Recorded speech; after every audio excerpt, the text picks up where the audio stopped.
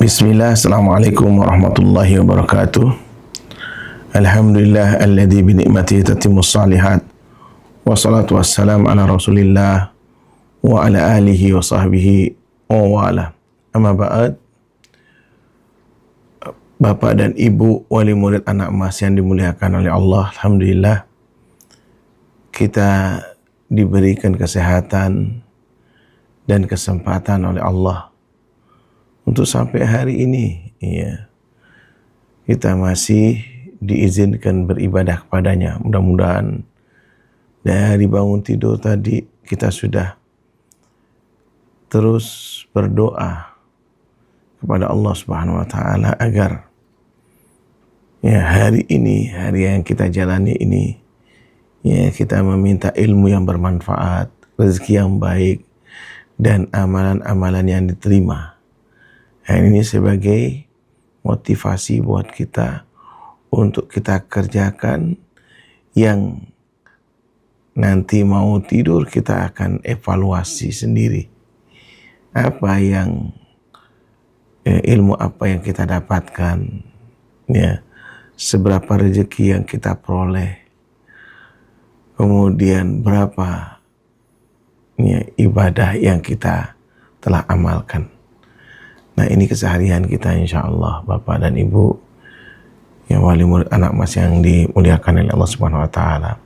Salawat dan salam kita limpahkan kepada junjungan Nabi kita Nabi Muhammad SAW beserta keluarga beliau, kaum kerabatnya, serta sahabat-sahabatnya. Kali ini tema yang kita ingin angkat ialah kiat menghadapi keterpurukan hidup dengan iman dan takwa. Bapak dan Ibu yang dimuliakan oleh Allah Subhanahu wa taala, hampir setiap firman Allah ketika Allah menyerukan kepada orang-orang yang beriman, terutama di khutbah hajah, khutbah Rasulullah SAW ketika disampaikan pada hajatan-hajatan yang penting, selalu memulai firman-Nya, membacakan firman-Nya dengan beberapa ayat dalam Al-Quran. Sedikitnya ada 3 surah, ada 4 ayat. Yang pertama, ya ayyuhalladzina amanu taqullaha haqqa tuqatih wa la tamutunna illa wa antum muslimun. Wahai orang-orang yang beriman dan bertakwa. Kemudian, ya ayyuhan nasu taqu rabbakumul ladzi khalaqakum min nafsin wahidah. Juga takwa di sini. Kemudian ya ayyuhalladzina amanu taqullaha qulu qaulan sadida. Juga iman dan takwa sini. Karena memang iman dan takwa ini di surah Al-A'raf nanti ayat 96 Allah mengatakan, walau anna ahlal qura amanu wattaqau la fatahna alaihim barakatim minas sama'i wal ard. Kalau seandainya penduduk suatu negeri itu beriman dan bertakwa kepada Allah Subhanahu wa taala, maka kami akan membukakan pintu keberkahan baik dari langit maupun dari bumi. Nah, ini merupakan solusi yang nanti kita kalau mendapatkan masalah oleh karena itu juga yang kita harus perlu ketahui Bapak dan Ibu, apa yang kita akan dapati, maka ada beberapa langkah untuk mencapai solusi tersebut. Yang pertama ialah ketika kita terpuruk ini, kita harus memahami hakikat ujian dalam hidup, karena memang itu sudah dipastikan oleh Allah Subhanahu wa taala.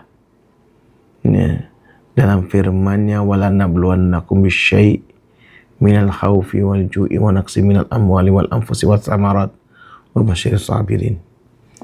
Sesungguhnya kami akan menguji kalian dengan 5 hal ini. Itu pasti itu. Dengan rasa takut, rasa lapar, kekurangan harta, kehilangan anggota keluarga, dan kekurangan buah-buahan atau kekurangan vitamin atau gizi. Maka apa kata Allah Subhanahu wa taala, berbahagialah orang yang bersabar.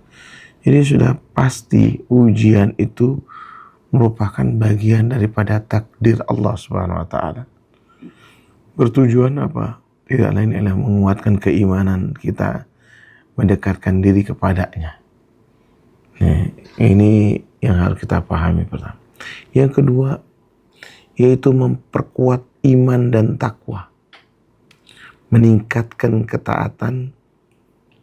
Ya, kita terus berusaha untuk meningkatkan ketaatan kepada Allah dengan menjalankan seluruh ibadah yang Allah tetapkan kepada kita. Ya. Ingat saja di rukun Islam yang 5 ini, bagaimana kita pernah kaji bersama. Di 2 kalimat syahadat kita banyak berzikir kepada Allah, banyak berselawat kepada Rasulullah SAW, banyak baca Quran, ya, banyak juga baca petuah-petuah dari Nabi kita, Nabi Muhammad SAW. Kemudian jangan lupa ya, memperbanyak sholat, ya, sholat 5 waktu 17 rakaat, ya, tambah lagi sholat lail 11 rakaat, dan sholat sunnahnya, rawatibnya 12 rakaat. Ini sudah 40 rakaat. Itu minimal kita lakukan sebulan sekali saja. Ya, kalau bisa setiap pekan itu ya, kita lakukan. Apalagi kalau misalnya kita sudah terbiasa, insya Allah setiap hari kita lakukan ini. Ya. Nah ini ya Bapak dan Ibu. Kemudian kalau kita belum takdirkan oleh Allah mampu berzakat, ya, jangan kikir atau pelit terhadap harta yang kita peroleh. Ya, kita harus bersedekah. Yang mana sedekah ini, ya, insya Allah menambah rezeki kita. Karena kata Rasulullah SAW, mana kasat min malin sedekatun. Ya, tidaklah harta itu berkurang gara-gara bersedekah. Ya, bahkan bisa menjadi obat, ya, bagi sakit kita. Ya, undang anak yatim, ya, kalau kita sakit, beri makan mereka, insya Allah diberikan kesembuhan.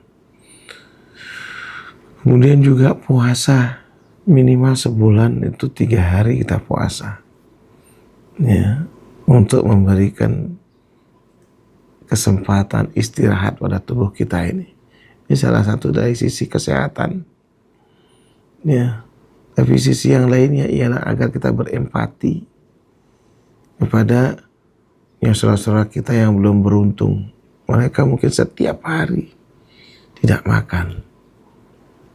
Ya, mungkin hanya hitungan hari saja ya memperoleh makanan. Ya, kita berempati itu. Sehingga kita dengan berempati seperti itu mendorong kita untuk bersedekah. Kemudian jangan lupa punya tabungan untuk ke Baitullah, baik itu umrah maupun haji. Nah, ini salah satu bagaimana kita memperkuat keimanan kita ini. Ya, lalu kita setelah itu apa? Tawakal, berserah diri kepada Allah Subhanahu wa taala. Ya. Kalau kita sudah mengerjakan seluruh tadi amalan-amalan, lalu kita percaya ya, bahwa ya, segala sesuatu itu atas kehendak Allah Subhanahu wa taala. Pasti ada hikmahnya yang di balik ujian atau musibah itu. Kemudian jangan lupa membaca Al-Quran, ya, membaca Al-Quran dan menjadikan Al-Quran sebagai solusi. Ya, kalau kita membacanya kemudian berupaya untuk mencari tahu maknanya dan penjelasannya dari tafsir, ya, yang biasanya para ulama mengambil dari hadis-hadis Rasulullah SAW, insya Allah apa yang kita alami, ya, pasti di situ ada solusi, pasti ada solusi. Maka kita kembali berbicara kepada Allah, karena Al-Quran adalah kalamullah, mengadukan apa yang kita alami ini, ya kita adukan kepada ya Allah Subhanahu wa taala. Ingatlah, hanya dengan mengingat Allah hati menjadi tentram. Kemudian ya, kiat yang ketiga adalah sabar dan ikhlas. Ya. Sabaran adalah kunci menghadapi setiap ujian. Ya, kata Rasulullah SAW, ajaban li amril mu'min, inna amrahu kullahu khairun lahu. Ya, laisa dzalika illa lil mu'min. Sungguh ya, menakjubkan sikap seorang mukmin, seluruh urusannya baik pada dia. Dan ini tak mungkin terjadi kecuali ya, orang-orang yang beriman, tentu iman yang sejati ya. Ya, idza asabatu sarra syakara fakana khairul lahu. Kalau ya dia diuji dengan kebaikan, maka dia bersyukur, tidak sombong, dia berbagi, ya. Nah ini, maka dia, ini sikap yang baik buat dia. Wa idza ya asabatu dharra sabar. Kalau kemudian dia ditimpa musibah yang buruk, dia bersabar. Dia kembali introspeksi diri, mencari apa sebabnya ini. Pasti ada dosa yang saya lakukan ini. Maka dia berusaha untuk memperbaiki dirinya. Dia bersabar. Nah ini was sekalian, maka dia akan mendapatkan kebaikan insya Allah. Kemudian dia ikhlas, yaitu berserah diri kepada Allah Subhanahu wa taala terhadap apa yang ditakdirkan ya oleh Allah, pasti baik. Dia selalu berhusnudzon, bersangka baik kepada Allah Subhanahu wa taala. Apa yang dia alami saat ini ya tidak lain adalah ya kehendak Allah untuk dirinya. Dan itu adalah ya sikap yang terbaik, ya sikap yang terbaik. Kemudian ibu sekalian, yang keempat, jangan lupa dia berdoa dan berzikir kepada Allah Subhanahu wa taala. Ya, yang mana ya doa mukhul ibadah. Doa ini merupakan otaknya ibadah. Doa ini ya solusi dari berbagai macam permasalahan. Begitu juga zikir. Makanya usahakan Ibu sekalian, paksa diri kita ini untuk berdoa dan berzikir. Ketika azan dikumandangkan, ya, kita mengikuti muadzin, apa yang diucapkan sama seperti muadzin, kecuali hayya 'alas shalah hayya 'alal falah. Kita mengucapkan la haula wala quwata illa billah. Karena itu ajakan sholat, ajakan menuju kemenangan atau kesuksesan. Ini kadang-kadang kita mengabaikannya. Maka kita dianjurkan berdoa la haula wala quwata illa billah. Tidak ada daya, tidak ada kekuatan kecuali ya karena Allah Subhanahu wa taala. Maka sambut itu. Kemudian selesai azan, jangan lupa berselawat kepada Rasulullah SAW. Allahumma shalli ala Muhammad, Allahumma rabba hadhihi da'wati tam wassalatil qa'imah, dan seterusnya. Nah, jeda antara adzan dan qomat ini cukup panjang. Ya, kadang 4 menit atau 5 menit atau 10 menit. Ya. Ini cukup untuk ya kita ya berdoa kepada Allah Subhanahu wa taala. Karena kata Rasulullah SAW, ini adalah waktu mustajab. Waktu terkabulnya doa, diijabahi oleh Allah Subhanahu wa taala. Kadang-kadang kita lupa, dan kadang-kadang kita menyanyiakan kesempatan ini. Lalu doa apa yang kita minta kepada Allah Subhanahu wa Ta'ala? Doa untuk diri sendiri, yaitu Sayyidul Istighfar misalnya, yang terbaik itu. Doa untuk orang tua kita, Rabbi fili walidayya warhamhuma kama rabbayani shaghira. Ya. Atau doa di surah Al-Ahqaf itu, Rabbi auzi'ni an ashkura nikmataka allati an'amta alayya wa ala walidayya wa an amala salihan tardahu. Ya. Nah itu dan seterusnya. Ini doa yang terbaik ya untuk orang tua kita. Lalu doa untuk keluarga kita, Rabbana hab lana min azwajina wa dzurriyyatina qurrata a'yun waj'alna lil muttaqina imama. Kita minta kepada Allah. Doa untuk ya para orang tua kita, terutama orang tua kita yang sudah meninggal. Allahumma ighfir lahum warhamhum wa'afi wa'fu anhum. Ketika dia salat. Ini memang tidak ada ketentuan, akan tapi jadikan ini ya minimal 4 ya doa yang kita baca setelah adzan dan qomat, atau 5 ya. Ya. Itu setelah membaca doa habis adzan itu ya selawat kepada Rasulullah SAW, kemudian doa untuk diri sendiri, doa untuk orang tua kita yang masih hidup, doa untuk keluarga kita, dan doa untuk keluarga kita yang sudah meninggal. Barangkali masih ada sisa, ya jangan lupa itu, Allahumma inni as'alukal huda wa tuqa wal afafa wal ghina. Ini doa yang selalu dibaca oleh Rasulullah SAW. Ya Allah, ya Tuhan kami, ya aku meminta kepada Engkau ya Allah petunjuk, ketakwaan, kemuliaan untuk menjaga diri ya, dan kekayaan. Nah juga jangan lupa berlindung pada Allah Subhanahu wa Ta'ala. Allahumma inni a'udzubika min zawalani nikmatik wa ta'awuli afiatik wa fujaati nikmatik wa jami'i sa'atik. Ya Allah, aku berlindung kepada Engkau ya Allah. Nih, sehat menjadi sakit. Nih, dari bencana yang tiba-tiba dan dari segala murkamu. Itu Rasulullah SAW selalu ulang-ulang minta perlindungan pada Allah Subhanahu wa Ta'ala. Nah, ya kalau bisa ya kita tambahan yaitu di waktu pagi dan petang.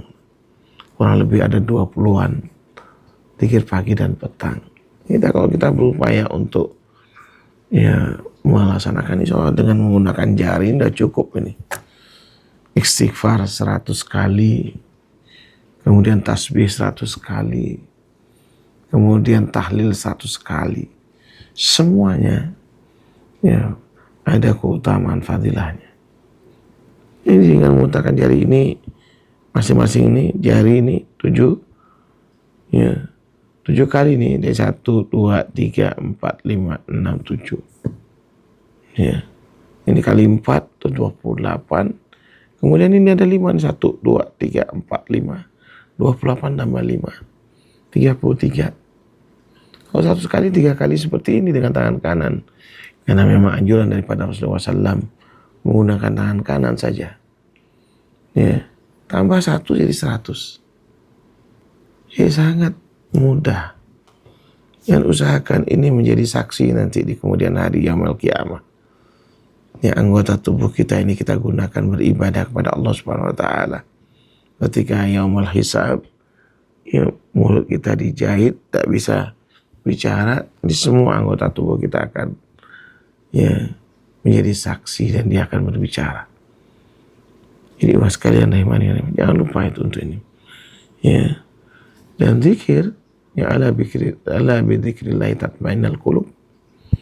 Dengan mengingat Allah Subhanahu wa Ta'ala, ketahuilah hati itu menjadi tenang, menjadi tentram. Dan Allah selalu mengingatkan hambanya. Ya, baik di kala suka maupun duka, fadhkuruni adzkurkum washkuruli wala takfurun.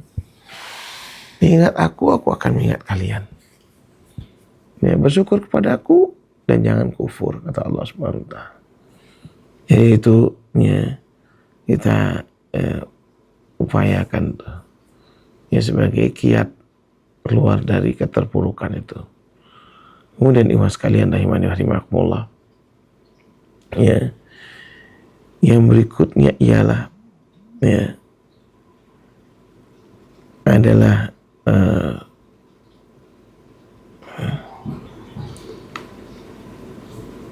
dukungan sosial, ya, dukungan sosial, yaitu berkumpul dengan orang-orang yang saleh, ya, berkumpul dengan orang-orang yang saleh ini, bergaul dengan ya orang-orang pilihannya, dan ini memang anjuran dari Rasulullah SAW. Kata Rasulullah SAW, almar'u ala dini khalili falyandur mayu khalil. Ya, agama seseorang itu menurut siapa yang diajak berteman.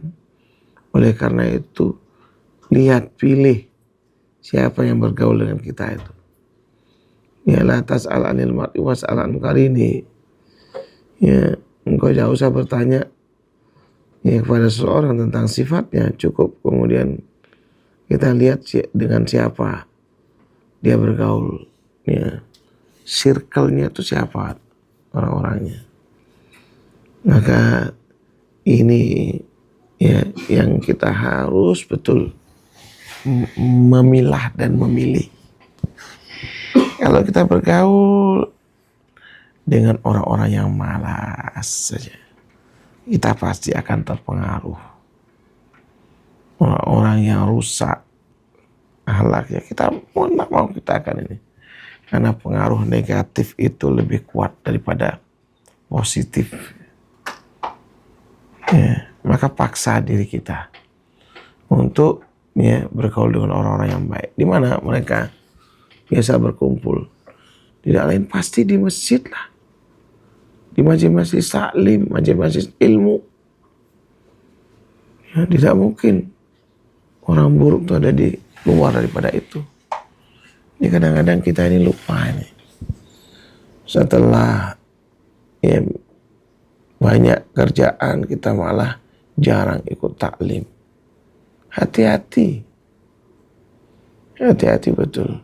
Paksa diri kita untuk duduk di majelis taklim, di majelis zikir, yang mana ini akan memberikan ketenangan, ketentraman, rasa ukhuwah, ya, dan nama-nama kita disebut oleh Allah Subhanahu wa taala. Yang mana ya ikhwan sekalian rahimani rahimakumullah, orang buruk pasti jauh dari tempat ini. Kata Rasulullah SAW, ya, yaitu orang munafik dia akan berat pergi ke masjid. Inna asqala sholatin lil munafikin saat isya wa subhi fi jama'atin.